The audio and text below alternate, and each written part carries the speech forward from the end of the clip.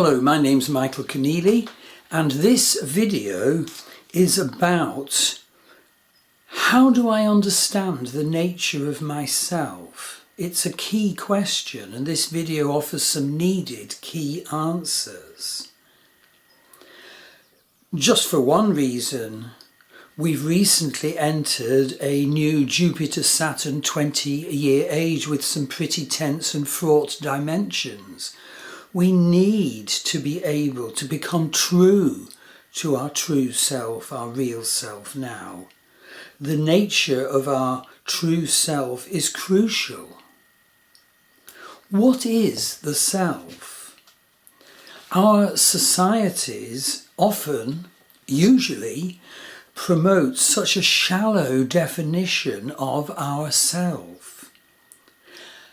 Spiritual pathways, in fact, often promote such an invalid and formulaic sense of ourself, of who we are.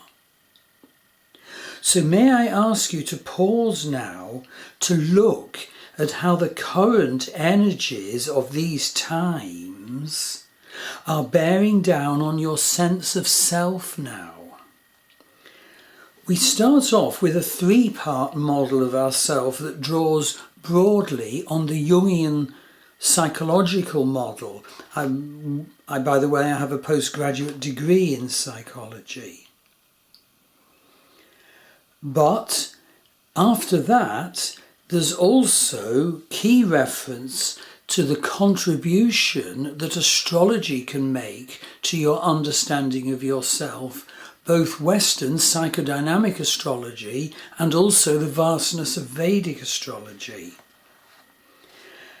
And additionally, there's a section on the key shamanic dimensions of understanding yourself. And lastly, there's reference to the important Buddhist and Hindu senses that in a most important way, ourself and this world are not fully real.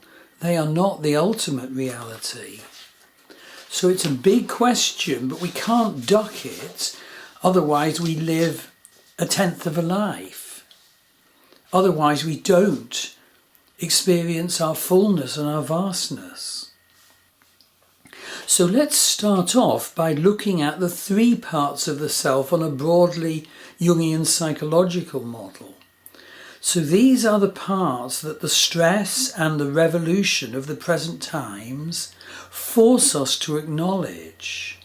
These times force us to develop divine awareness. And I'd choose out three facets of ourself that it's so important to understand. Our egoic self, our unconscious self, and our soul. So I'll look at each of these three in a bit more detail now. So first of all, the egoic self. Well, this might perhaps be called the talker. This is the self that has been created by scripts and definitions that are often imposed on us by our upbringing and by the society we live in. And do note that this egoic self is probably damaging or marginalizing the other vaster parts of ourself. So this is similar to the Jungian concept of the persona. Now I'd like you to imagine a map of the self. It's a vast country, and imagine that in one corner of it there's a range of mountains which cuts off a little bit of the whole. And that little bit of the whole that's cut off from the vast rest of it by the range of mountains is the persona that other people say, oh yes, that's Michael Conneely, oh yes, that's you. But the fact is that this little corner utterly and damagingly ignores the vastness of the territory behind the range of the mountains. Now this small definition, egoic self, is actually the interface through which we normally engage with the rest of the world. It's that portion of ourselves that exchanges energy with others, and it's based on a very limited sense of who we are, and it includes sort of analytical, superficially logical and verbal definitions of ourself, buzzwords. Indeed, from person to person it varies how self-aware each of us are, how aware each of us is about the limitations of our egoic self.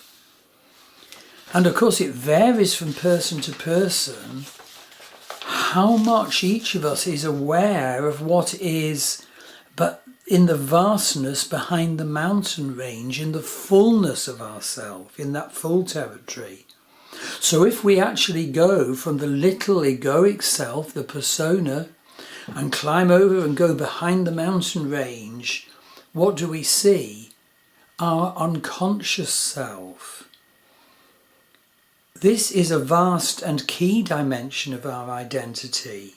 In this vast land lies our shadow, our complexes, our animus, our sense of the masculine, our anima, our sense of the feminine, the primordial fires that burn, that we share with the rest of our species.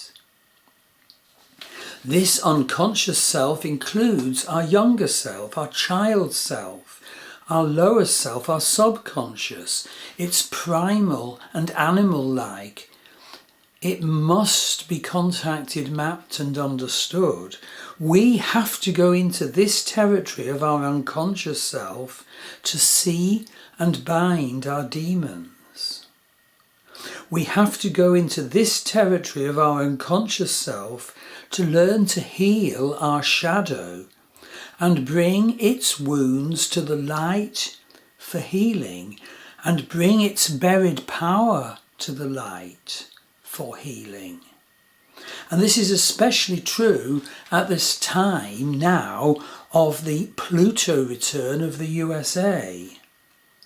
We, each of us in our life, have to do our journey to our underworld, to the abyss, so as to arise empowered and healed of our wounds. You see, this vast territory of the unconscious self actually stores your life force. It is the key to the well-being of your physical body. A key factor of your unconscious self is that it tries to alert you to your needs. And it does this by subconscious impulses such as symbols, dreams, visions, hunches, pre-verbal communications and revelations.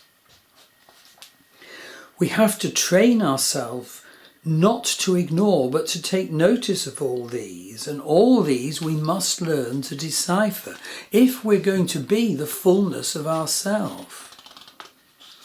Now the third part of ourself might be called the higher self, or the soul, or the eternal soul. This is the soul that exists eternally through many incarnations, which chooses the nature of each of our incarnations, the one needed to seek to achieve spiritual growth.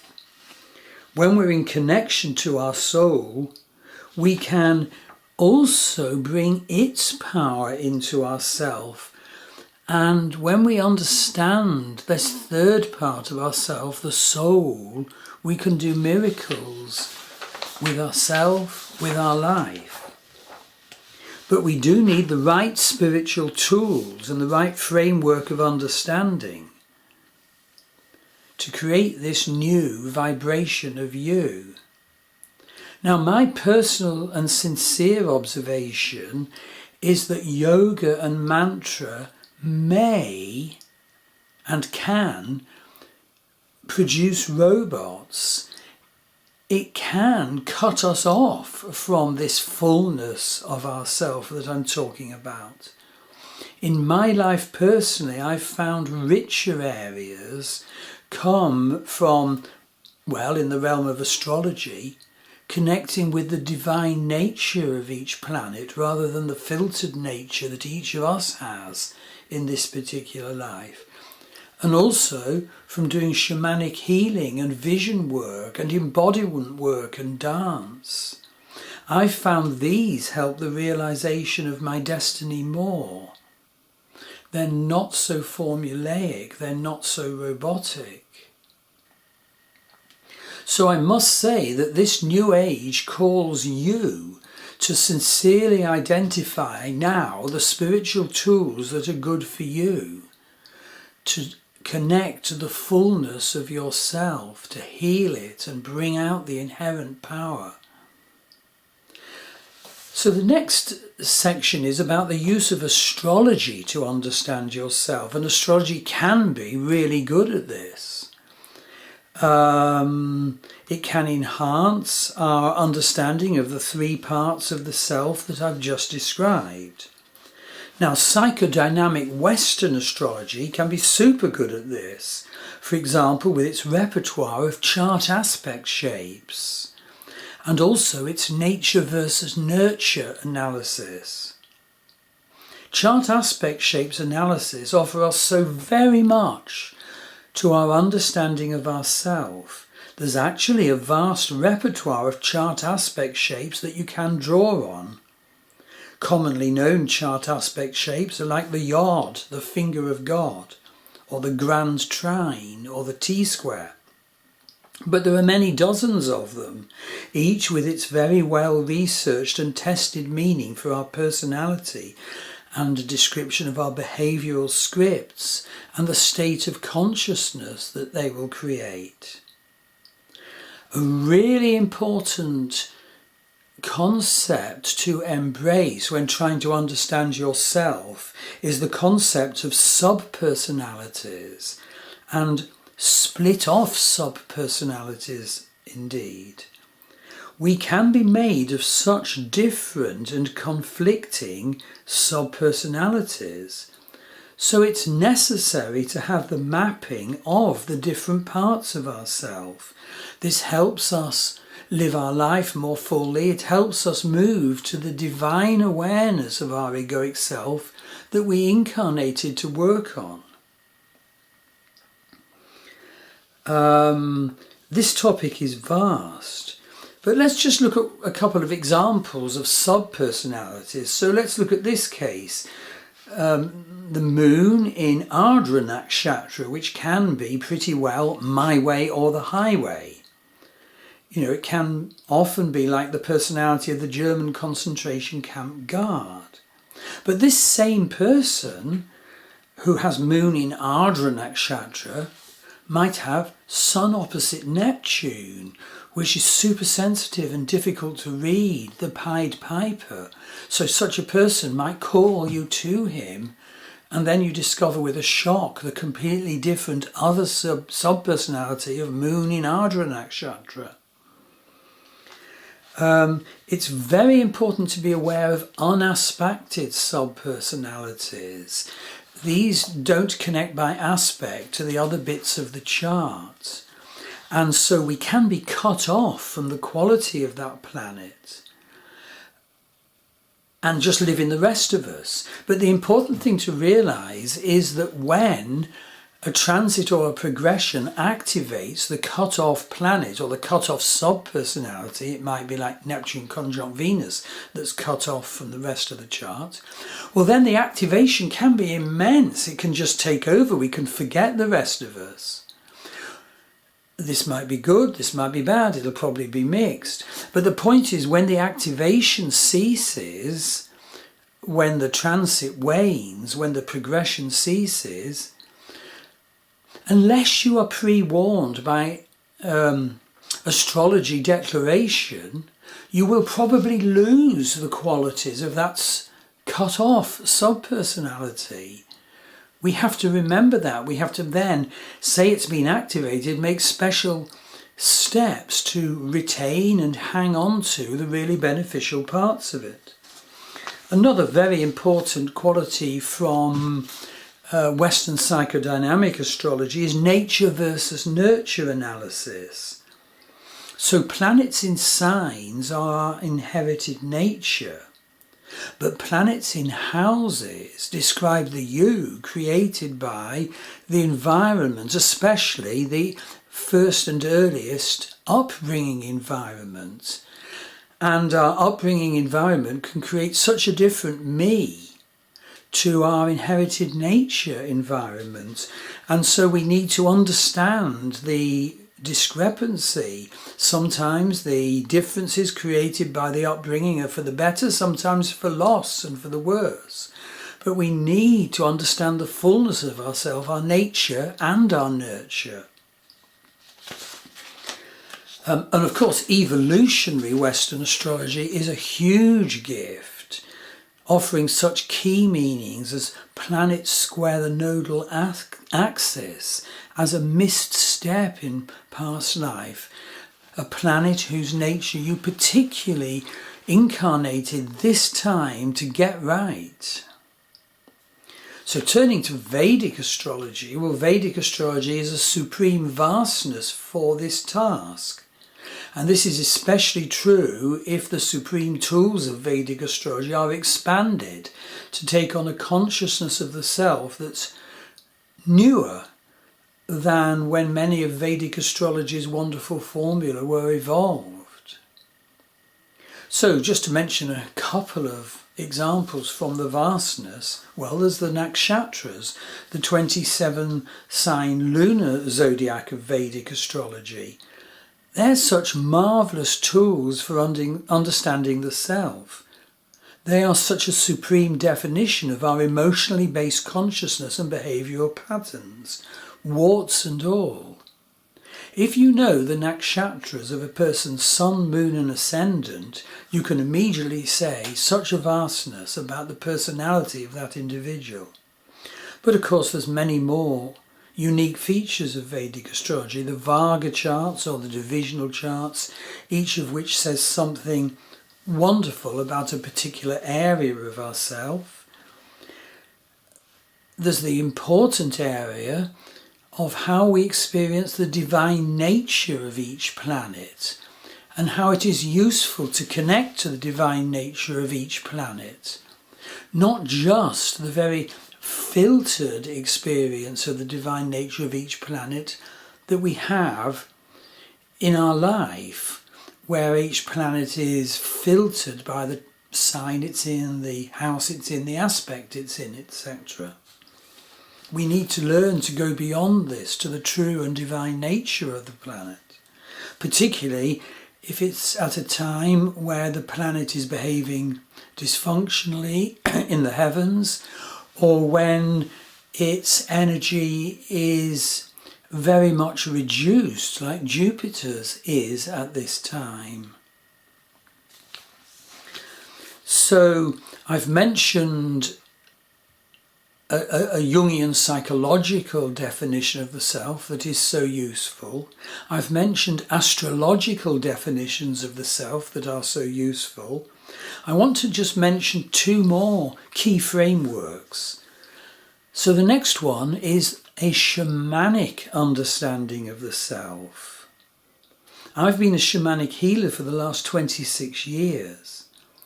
And truly, so many ancient peoples were aware of further dimensions of ourself than modern psychology or much astrology.